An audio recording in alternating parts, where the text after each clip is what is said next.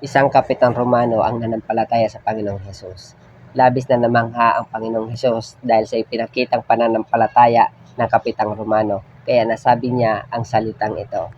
Namangha si Jesus nang marinig niya ito. At sinabi niya sa mga taong sumusunod sa kanya, "Sinasabi ko sa inyo ang totoo, hindi pa ako nakakita ng isang tao sa Israel na may ganitong pananampalataya. Sinasabi ko rin sa inyo na maraming hindi Hudyo mula sa iba't ibang dako ang kakaing kasama ni na Abraham, Isaac at Jacob sa handaan ng paghahari ng Diyos.